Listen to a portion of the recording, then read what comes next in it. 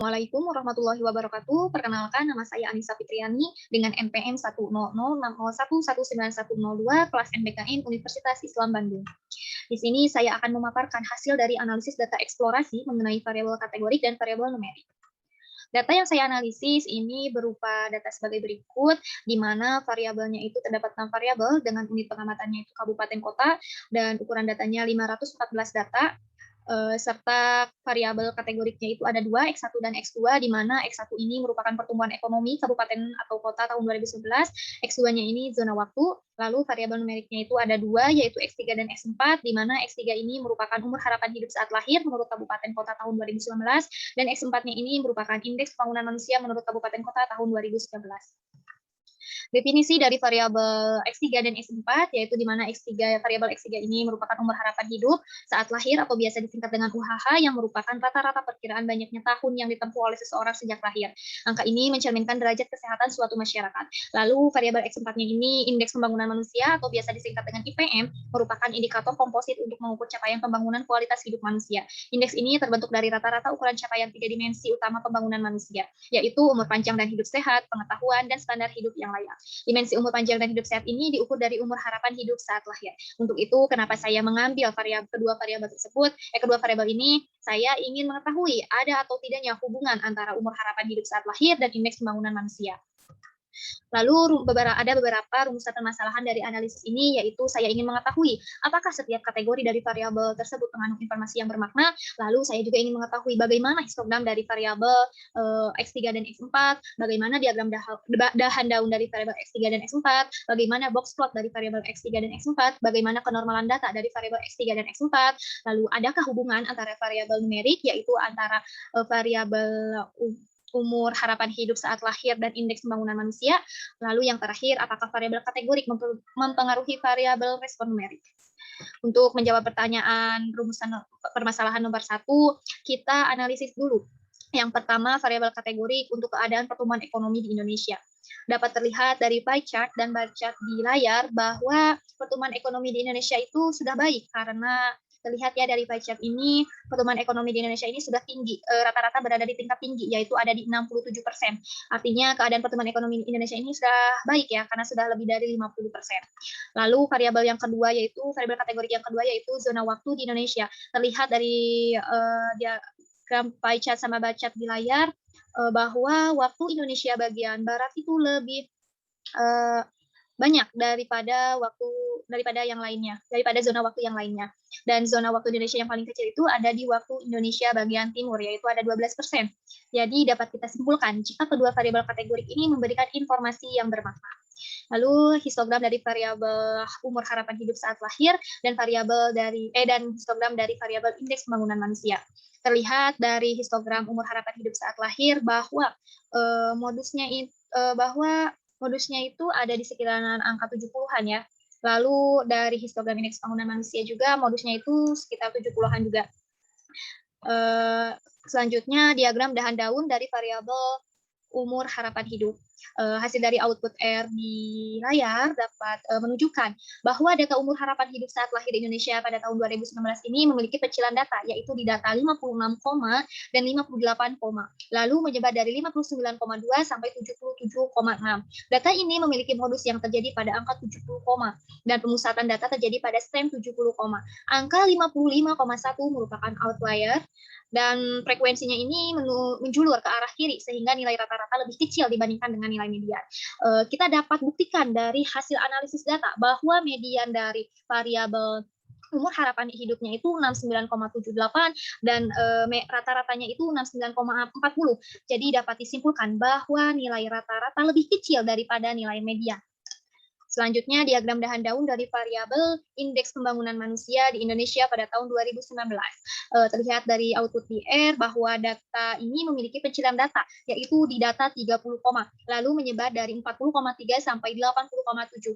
Data ini memiliki modus yang terjadi pada angka 60, dan pemusatan data terjadi pada STEM 60, angka 30,1 dan 40,3 ini merupakan outlier, dan frekuensinya ini menjulur ke arah kanan sehingga nilai rata-rata lebih besar dibandingkan dengan nilai median.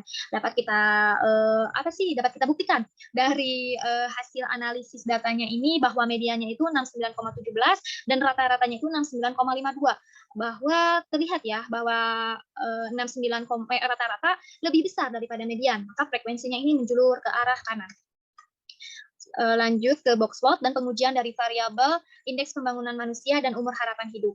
Terlihat dari box plot di layar bahwa untuk box plot umur harapan hidup ini nilai minimumnya itu ada di sekitaran 50-an dan nilai maksimumnya itu ada di sekitaran angka 70-an. Untuk lebih jelasnya kita bisa analisis data untuk box plot variabel umur harapan hidup diperoleh minimalnya itu yaitu ada di 55,12 dan nilai maksimalnya itu ada di 77,55 serta kuartil satunya ada 67,09, kuartil 2-nya 69,78 dan kuartil 3-nya 71,75 dan rata-ratanya itu 69,40.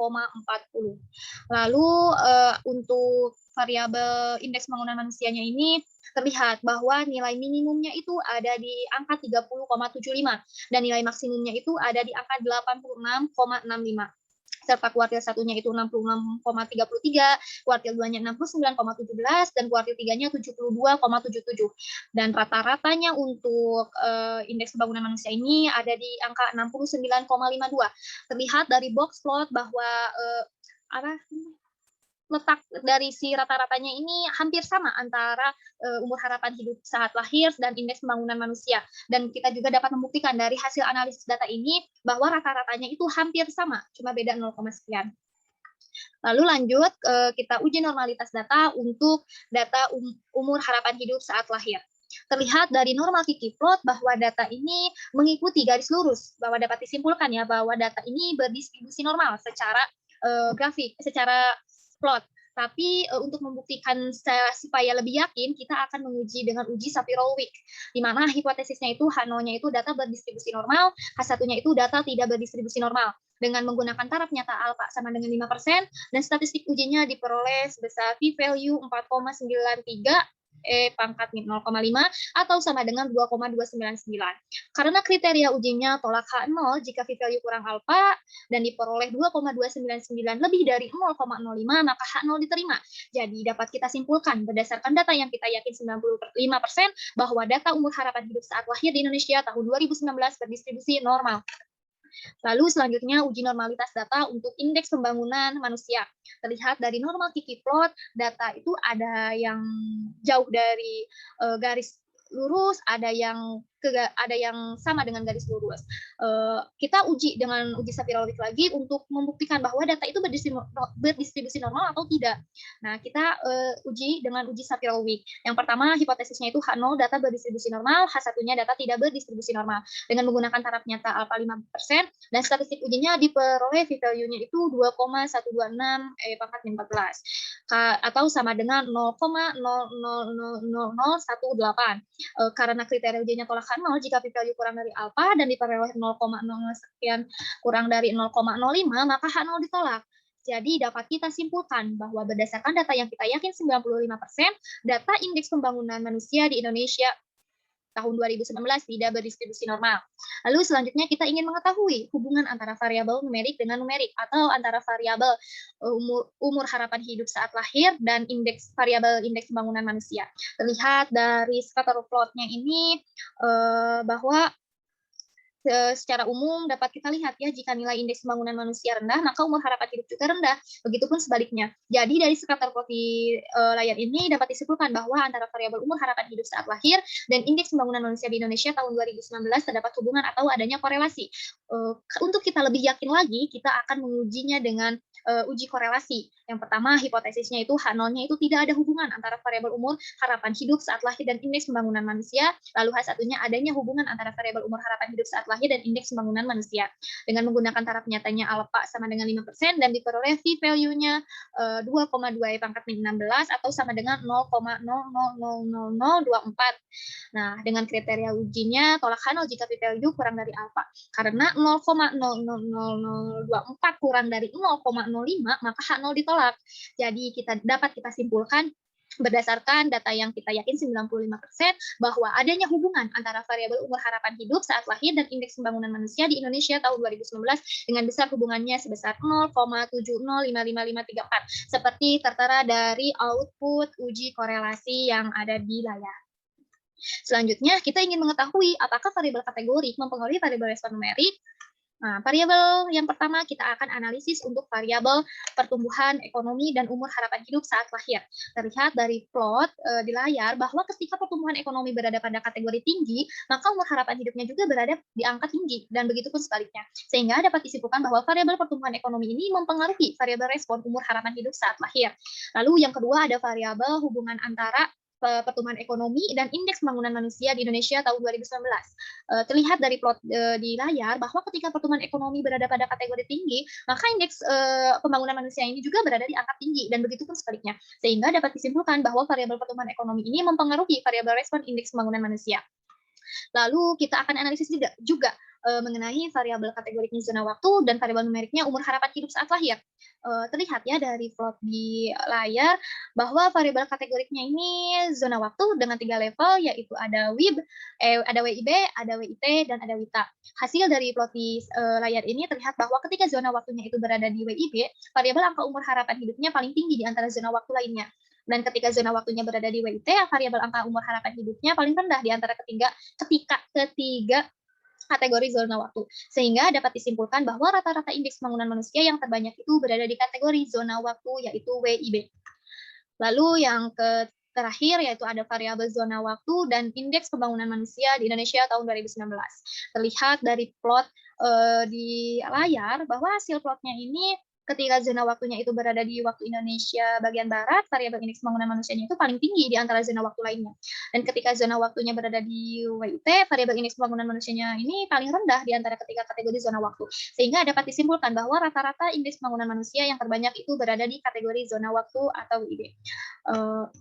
Demikianlah yang dapat saya sampaikan mengenai hasil dari analisis data eksplorasi mengenai variabel kategori dan variabel numerik. Mohon maaf apabila terdapat kesalahan dalam penyampaiannya, dalam penganalisisannya, dan sebagainya. Billahi taufiq wal hidayah. Wassalamualaikum warahmatullahi wabarakatuh.